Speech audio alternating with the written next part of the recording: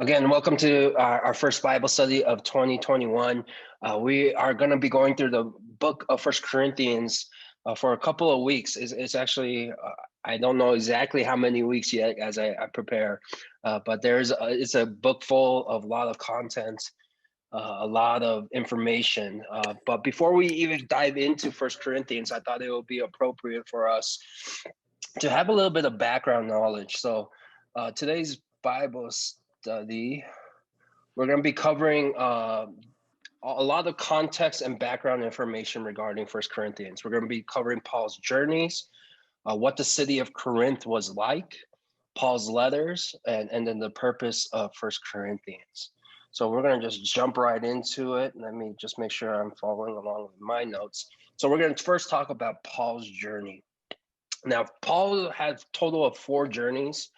Some scholars like to break it up into maybe a little bit smaller journeys and maybe say 5 or 4. But the total amount was 4 journeys, and there were 3 missionary journeys that he went on. And we're going to be talking about each one of these. All his missionary journeys are found in the book of Acts. Luke gives us just, I guess, a narrative of where Paul was traveling, what he was doing. So the first missionary journey you can find in Acts 13 through 14. In between his first missionary journey and his second mission journey, there was a Jerusalem council. And we're going to be covering this as well. It's a very important decision was made at that council, which actually gave Paul even greater purpose for his missionary journeys. Then there was a second missionary journey and the third missionary journey. Those are his 4 missionary journeys, and the third mission journey ends with him returning back to Jerusalem, knowing that he's going to be persecuted, he's going to be arrested. And then his last journey is his journey to Rome. And this is on his way to go appeal to Caesar. But he always wanted to go to Rome as well. He always wanted to go to Rome to go share about the gospel and try to plant a church there. He always had a heart for Rome. You can see it in the book of Romans. This is a letter to the believers in Rome, that he always wanted to go there. He always wanted to be there with them and encourage them. He didn't plant the church in Rome, but there was a church, and he wanted to just help them, encourage them. So that is the book of Romans. Let me just make sure I'm not missing any notes. Just again, this is written in the book of Acts. Acts is written by Luke, and Luke was, many believe, a Gentile physician. He wasn't, many people think, Matthew, Mark, Luke, John, they're all disciples of Christ, the 12 disciples, but that's not the case. Luke actually wrote Luke and Acts. The book of Luke was more of an interview. He interviewed like all the apostles and disciples and everyone around there, and that's how he was able to write the book of Luke. But the book of Acts was also interviews, but Luke also joined here and there on Paul's journeys. You'll see in that book of Acts, there are sections where he goes from third person, and then all of a sudden he says, we were here. And those are the sections where scholars believe that's where Luke joined Paul in his journeys. And they were together for some time, and then they'll go their separate ways to do their own ministries, and they'll come back together. So Luke was a companion of Paul on these missionary journeys. Again, we believe he's a Gentile believer, just based on his name. His name is not a Hebrew name. It's a Roman Greek name. So Luke. So let's dive in a little bit more into these missionary journeys. It's important to understand what these missionary journeys were. So this is just a map. It gives you just a listing of all the places he went. The first journey was a very small trip in Asia Minor and Galatia area. And then he expands out into Macedonia. This is like the area of slowly getting into the Europe.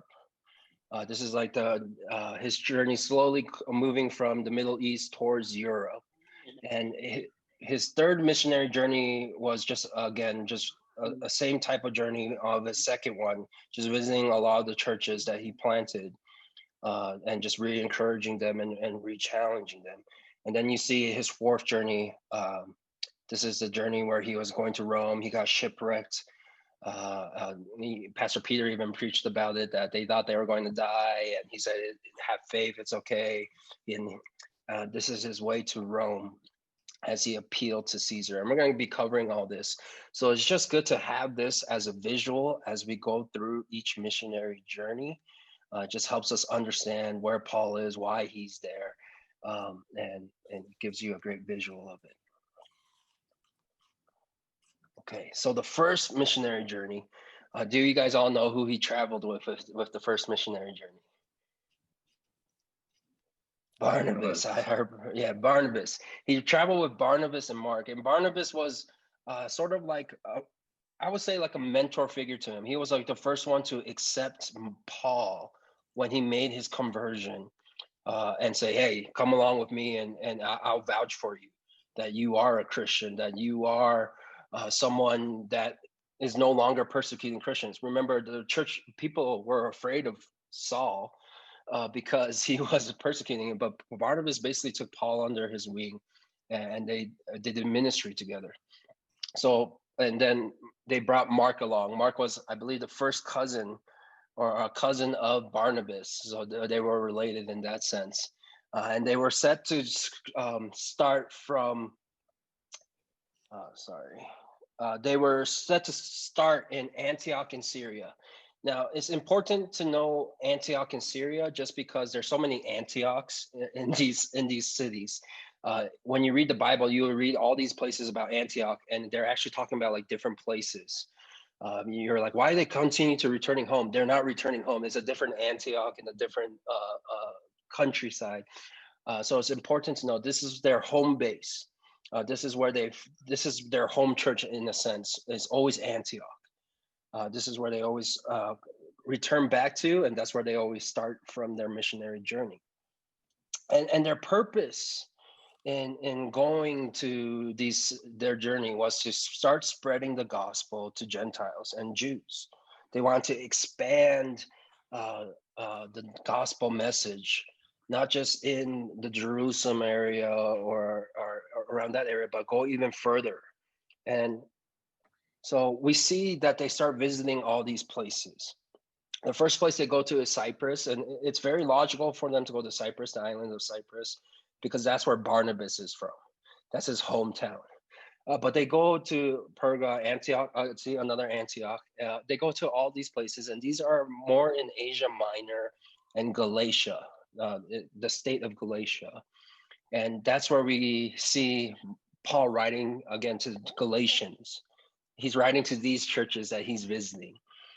And they weren't even churches when he was going on his first missionary journey. His first missionary journey was to go spread the gospel and to start planting churches in these places. Paul and Barnabas were commissioned by the church. And what the pattern of how he went into these cities, how Barnabas and Paul, they will go to visit a major city. They'll try to find a synagogue there. There's usually Jews that have been dispersed out of Israel or Jerusalem. So they have synagogues in these cities. So they'll go to the synagogue and they'll start preaching. And they'll start converting people to Christianity. As they are preaching and converting, as they teach in these synagogues, what happens is they get persecuted, whether it's by the Jewish people that are strong in their Jewish faith saying, no, this is not right. We don't believe in Christ as God's son, or they get persecuted by Gentiles that have different beliefs later on. But right now, they're being persecuted mostly by the Jews in the first missionary journey. And what they'll do is they'll withdraw from the synagogue, and they'll just move on to another city, maybe planting a small church where they had success with Gentiles or Jews that who converted to Christianity. And they'll move on. If the persecution got really bad, they'll move on to the next city and then start over the whole process again. Find a synagogue, go preach in it, try to convert people. And then if they get persecuted, move out of the synagogue, try to plant a church. And then if persecution gets even worse, they move on. So that's how he continues. They continue to plant churches wherever they went. They were church planters, and it's a beautiful image to see as we read about it in the book of Acts. And but again, planting churches in Galatia, that was their mission. And they return after their first missionary journey back to Jerusalem. And there is this, let me continue. And the Jewish believers, there were some issues though, when they hear reports of Gentiles coming to faith, and there was conflicts created by people labeled as Judaizers. And these are the Jewish people that believe that Gentiles have to uphold Mosaic laws, and they were very strong in it. They were very strong, especially for Gentiles that do come to faith, that Gentiles weren't circumcised, so they're like, you have to be circumcised. This was a sign that God gave to us. It's a covenant that we have with God, that men have to be circumcised, and it's a symbolism of our relationship with God. So they really challenge Gentile believers that were new to the faith to really switch over to more of a Jewish belief. And this was a problem because people were disagreeing about whether they do need to follow Mosaic laws or not. Remember, Gentiles, they had other beliefs before they come to believe in Christ. And they had many other pagan rituals or ways that they saw things. And it was a lot different than the Jewish faith or the Christian faith. So in order to resolve this issue, Paul and Barnabas, they return after their first missionary journey to Antioch. The church in Antioch sends them down to Jerusalem to talk with the apostles, the elders of the church in Jerusalem. This was a growing issue, and as they go down, they travel to Jerusalem to resolve the conflict. The Jewish Jerusalem Council makes this decision, and the council is backed up by Peter and James making strong statements that Gentile believers were not obligated to observe Jewish laws and practices. They don't have to do it. Because they believe in Christ doesn't mean they have to follow the Mosaic laws. However, in their decision-making process, they said, it'll be nice if they were mindful of it because it might offend Jewish Christians who still hold on to these Mosaic laws. An example of this is food offered to idols. Jewish Christians and many Jewish people won't even touch or come near food offered to idols because they saw it was sinful. Again, and the Gentiles are like, what are you talking about? It's just food. Whether it was offered to an idol or not, this is just food that you can eat and it restores you and all this. So they're just saying, be mindful because we don't want to offend the Jews that are more strict in their following of the Mosaic laws. We have one more waiting. Let me add Rick. So that was the decision. And this was a very significant decision made. It was a significant decision because this approved Paul's ministry towards Gentiles. It gave him the stamp of approval that what he has a vision of going to share with Gentile churches more and more, or the Gentiles, that it was accepted by his fellow brothers and sisters and believers that this is what you need to be doing. It opened the door for Paul's future ministry. And that's we're thankful for that because that's how he starts to expand in his next missionary journey, the second missionary journey.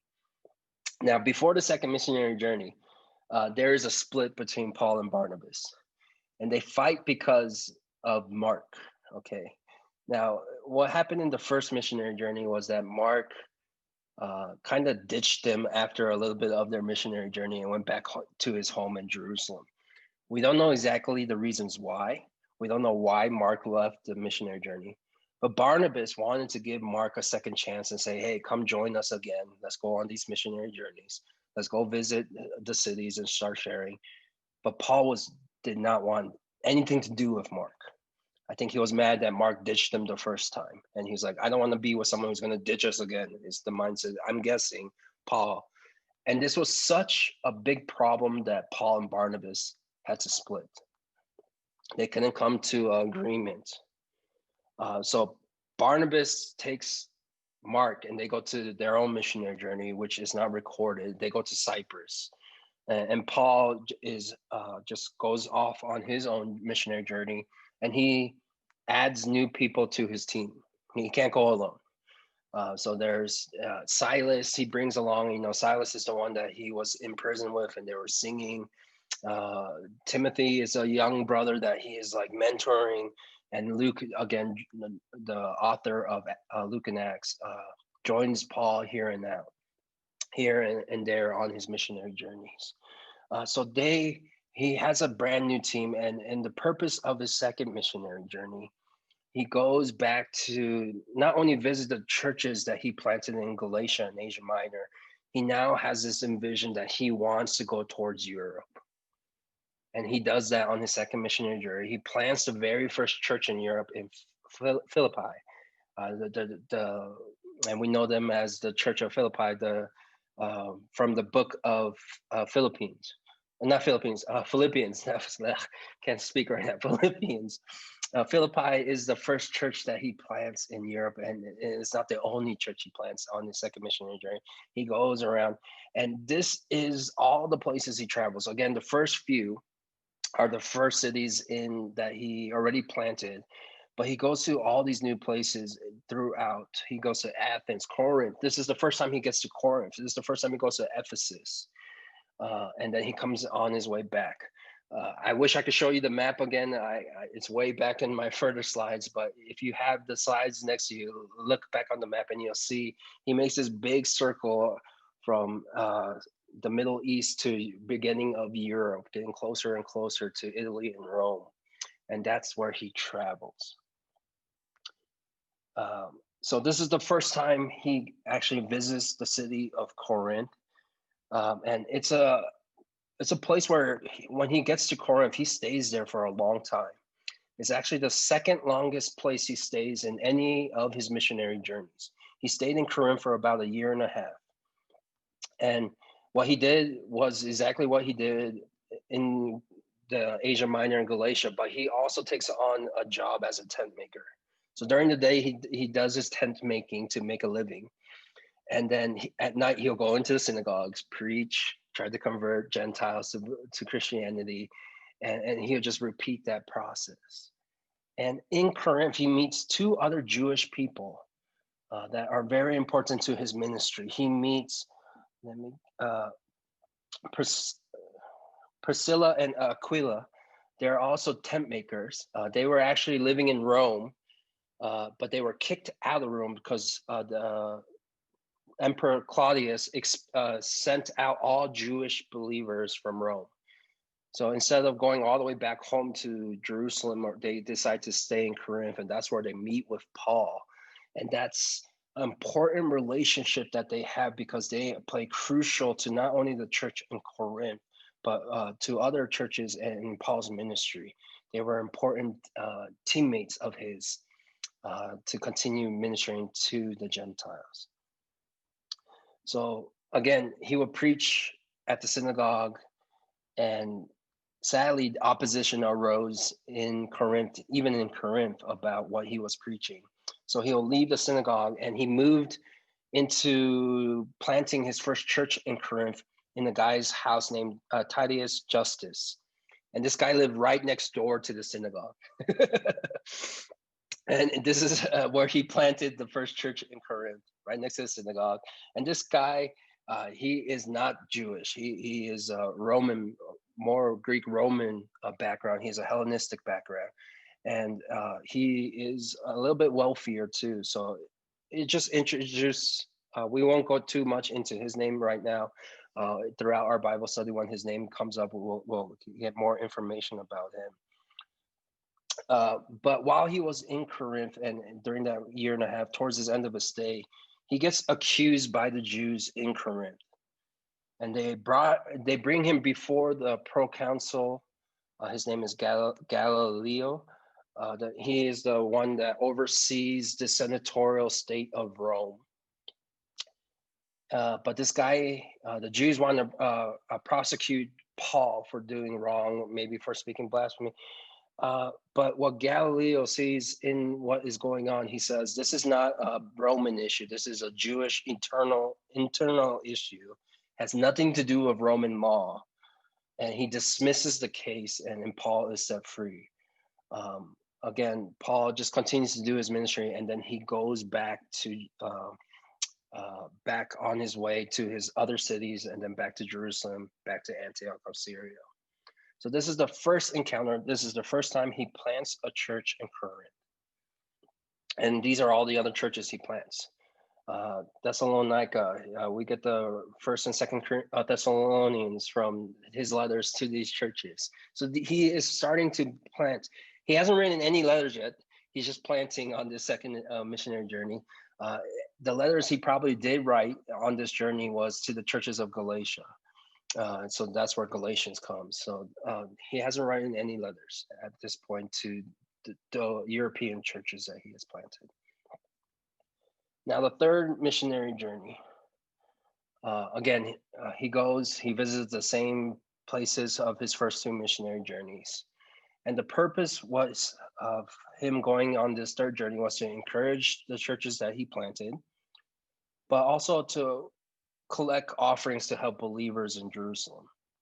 And the Bible say offerings to collect to help the saints in Jerusalem. So what was happening in Jerusalem is the Christians were being persecuted, and it was affecting their livelihood to the point where some of them couldn't even make a living anymore because of their faith. And he wanted to encourage and help the people in Jerusalem. So he was asking these other churches if they will make a love offering, basically, to help these brothers and sisters that are going through some hard times. So that was his second purpose. But his main purpose was, again, to encourage these churches, continue growing in your faith. How are you guys doing? To check up on them, see if there was any issues. And obviously there will be issues. So on this journey, he stays in Ephesus, actually the longest. He stays there for 3 years. It's the longest place that he has stayed put in any of his missionary journeys. And he stays there because the ministry was so fruitful in Ephesus. People were converting to Christianity at a very high rate, and they were having very success. And he visited Ephesus before, but this is the first time he plants a church in Ephesus and Colossae. Ephesus and Colossae are about not too far apart. I want to say 50 to 100 miles apart. So they're very it may seem far for walking distance, but they're relatively close. And it is during his third missionary journey that Paul writes both First and Second Corinthians. Again, not at the same time. He doesn't write them back to back, but during different times in his third missionary journey, he is writing to the church of Corinth. And we'll get a little bit more into those details in just a little bit. And then on his third missionary journey, as he heads back to Jerusalem, God reveals to him that he will be persecuted there. And so as he visits some of these churches on the last leg of his journey, it's sort of like a goodbye tour as well. He was saying goodbye to a lot of the brothers and sisters that he has built up relationships with, because he knows he's going to be persecuted, and it could possibly be persecution that leads to his death. So he says his goodbyes on his way back. So upon returning to Jerusalem, he delivers what he collected for the believers, reports how the Gentile ministries are doing, and there's praises to God. The Christians in Jerusalem are praising God, but the Jewish people were plotting against him, and upon returning several days later, he was arrested by the Jews. And that's when his journey to Rome, it's the start of the process of his journey to Rome begins. Upon returning to Jerusalem, he is taken by a Jewish mob. He is rescued by the Roman soldiers. He stands trial before the Sanhedrin, saying he didn't do anything wrong. But as he stands trial, he's also preaching and sharing the gospel message. And the Roman commander at the time sees that his life is in threat, so he moves him out of Jerusalem to Caesarea upon hearing that the Jewish people were planning to kill Paul. And he moves he moves Paul because he finds out also that, you know, he's not just Jewish, he's a Roman citizen as well. So Paul is in prison in Caesarea for 2 years. He talks with the heads of that area, Felix and Festus, and he preaches to them, and they're intrigued by what Paul is teaching, but they don't really convert of faith. And Festus, which he was a newer proconsul at the time, he wanted a favorable relationship with the Jews, so he was planning to allow the Jews to do whatever to Paul. He was planning to send Paul back to Jerusalem to stand trial. So that's when Paul exercises his Roman right. Every Roman citizen has a right to appeal to stand before Caesar for trial. And he reveals that he's a Roman citizen. And so Festus, all he can do is send Paul to Rome to stand trial. On the way, we know he was shipwrecked. And when he arrives in Rome, his trial was delayed. It was delayed for about 2 years, and he was placed on house arrest for 2 years. And when you think of house arrest, you're thinking maybe he's very limited in what he can do. But we have a feeling, a lot of scholars believe he had a lot of freedom in his house arrest. Yes, he was being watched, but it wasn't like you're confined to this room and you can't leave this room. So he had visitors come, and he had a little bit more freedom. And we don't know much details after this, what happens. In the book of Acts, that's where Luke stops, is house arrest. We don't know if he stood trial before Nero. We don't know if he was condemned or executed. We know throughout some of his other letters that he possibly was released from imprisonment, continued his ministry in Rome for a little bit, and was rearrested and then executed later. But it's kind of hard to tell the timeline of all that, or if it was actually right after his house arrest that he was executed, because we don't have enough information. But those were Paul's journeys. And that helps us in a little bit of a sense to understand why he writes letters to churches and why he's writing letters to 1 Corinthians. As he's traveling, he gets to hear reports from his fellow believers in other places, or letters, or whether they send a person to him or send letters to him. He hears reports of what's going on in the churches that he plants. And that's why he wants to write to them back, just to help them. All right. Now, so that's Paul's ministry in summary in about 30 minutes. There's way more that I skipped out on and missed. So please, if you have any questions, or if you want to know more about Paul's ministry, please don't be afraid to ask or research yourself. It's pretty intriguing, but that's just a summary. Now we're going to get into what the city of Corinth was like. Why was Corinth such an important city? Why did Paul plant a church there? And just have a little bit of background information about Corinth. Now, Corinth, when the Bible when people talk about Corinth, there was an old Corinth and a new Corinth. Paul planted his church in New Corinth. Now, Old Corinth is what is referring to what was the city before. It was a Greek city-state. It was a flourishing one, a very strategic location. If you look on the map, Corinth is a port city. It's a very important port city where commerce just comes through. So it's a city that just flourishes. But the old Corinth, way before Paul's time, was one that was home to many pagan gods. One in particular that stands out in not just the Bible writings, but other secular writings, was that it was the home to the temple of Aphrodite. And this temple was known for its prostitution. It was known for, it had a reputation for sexual vice. They had 1,000 what's it called? Temple prostitutes that would service people when they came to worship the goddess. So it was a very, in a sense, everyone knew about how sexually vice the city was. In secular writings, they will write about it. When they refer to prostitution, they'll describe it as like a Corinthian girl, because that's how entwined this relationship was in this old city. of how strong the sexual vice was in this old Corinth. But what happens is old Corinth gets destroyed upon conflict with Rome. And they get completely wiped out, and it stays dormant for about 100 years. It's not a place where people lived in. And then it gets rebuilt by Julius Caesar around 44, 46 BC as a Roman colony. Again, it stayed dormant for 100 years, but I think the Romans realized, man, that's a great location. We gotta we gotta make the city again, and they realize how vital of a city it is, because again, it's a port city. It's a great place from Africa to the Middle East for ships to come in with goods. It's a very good commerce city. And again, the city grew. It became a very big commerce city.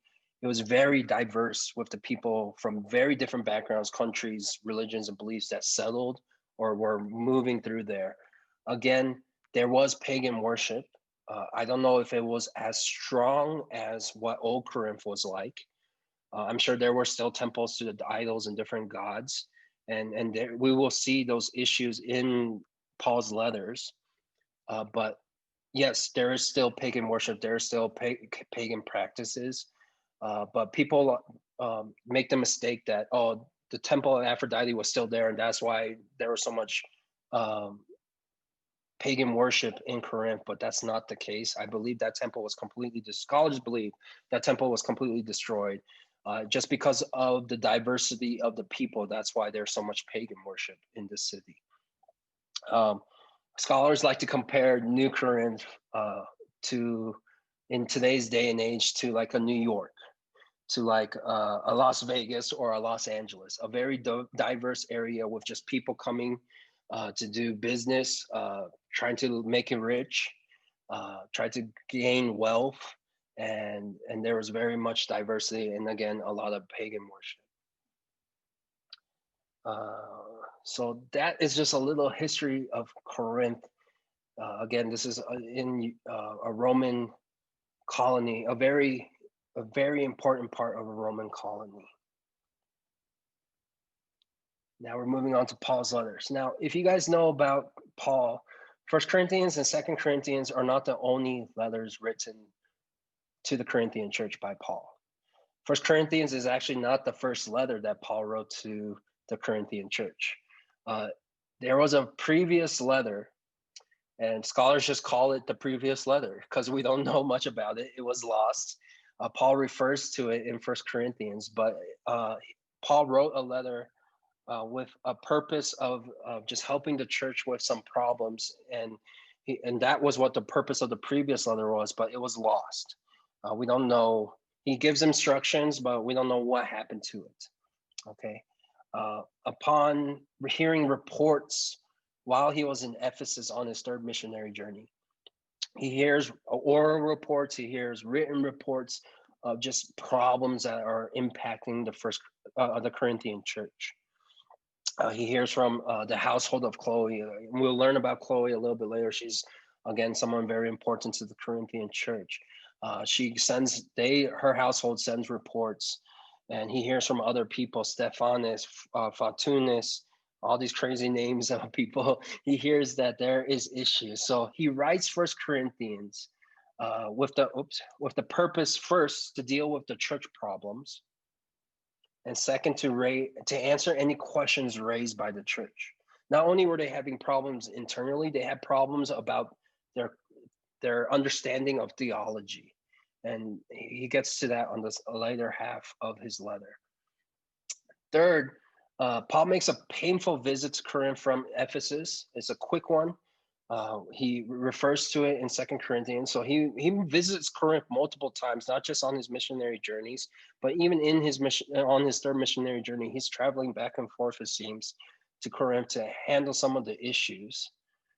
And then he sends his third letter, which is not 2 Corinthians. It's called the Letter of Tears to Corinth with Titus, but this letter again is lost. We don't know to the full extent what was in the letter. We believe that the purpose of this letter was to show that Paul loves the Corinthian church. The painful visit, it may have been painful because he went there to rebuke, to criticize, or to help them restructure, to make them refocus, and he may have been very harsh. And that's why we believe this third letter is called the letter of tears, is saying Paul was saying he still loves you. Yes, it was a painful visit prior, and he may have been very harsh in his rebuke, but you are a church that he still holds dear to his heart.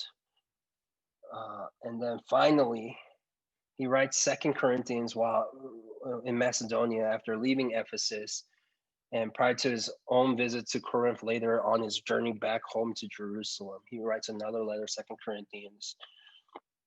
And this was to address problems that they were having outside of the church. They had people challenging them on their beliefs.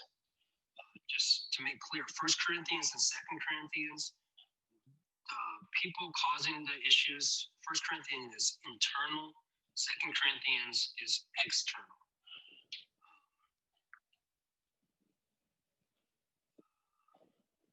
Sorry, my sound may have changed. I think my battery may be dying. But if you can't hear me, please let me know.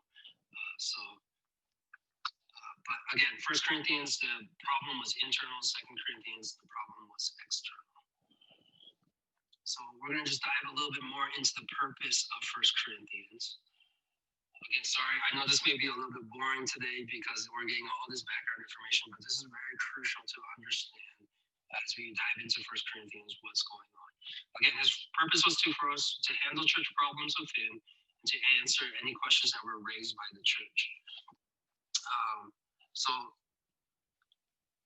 there, and we're going to break this down even further with the description on the next slide.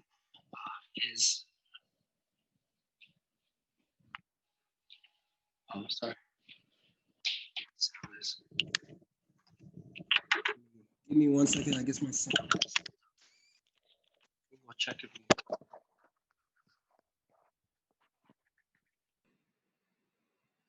Okay.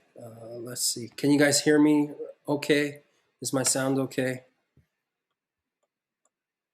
Okay. Better. Okay. Okay. So we're going to be breaking, you're going to see these problems that is going on in the church.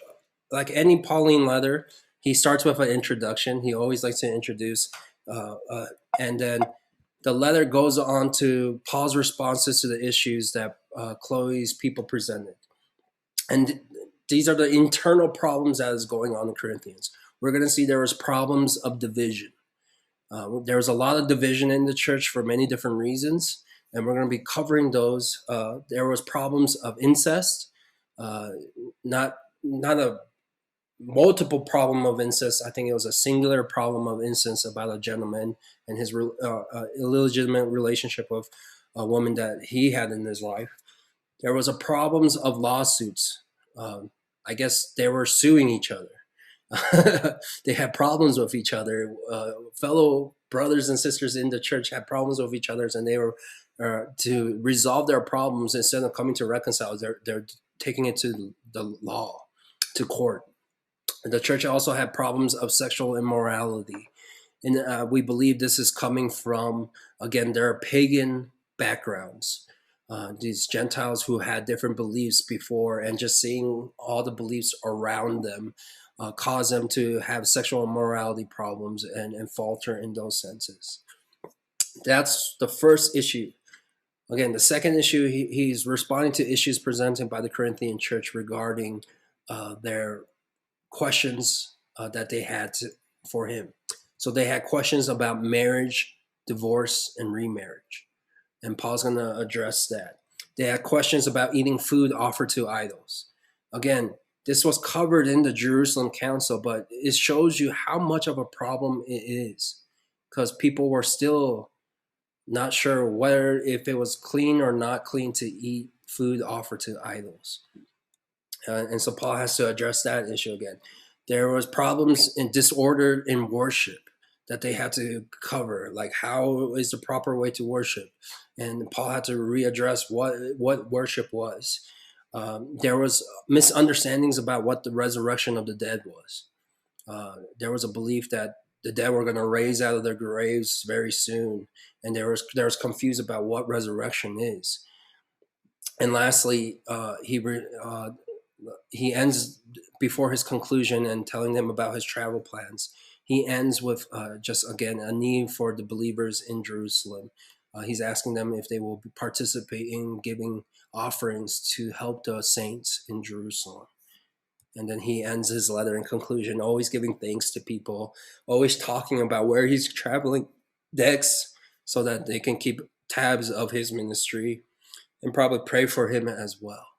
So, yeah, that is the purpose of First Corinthians. That's a simple outline, but there's a lot covered in this book, and we're gonna actually be stopping here for today. I think we don't have enough time to start introduction into First Corinthians and get into some of the responses of Chloe's peoples that happens in the beginning of the chapter. We're going to save that till next week. But what I do want to just ask, is there any questions of what we covered today? Again, I know it's a little dry because it's a lot of background and historical information, but it is very important to understand where Paul was when he was writing his letters, what he was doing in the midst of writing his letters, and then just understand a little bit about the people that he was writing to.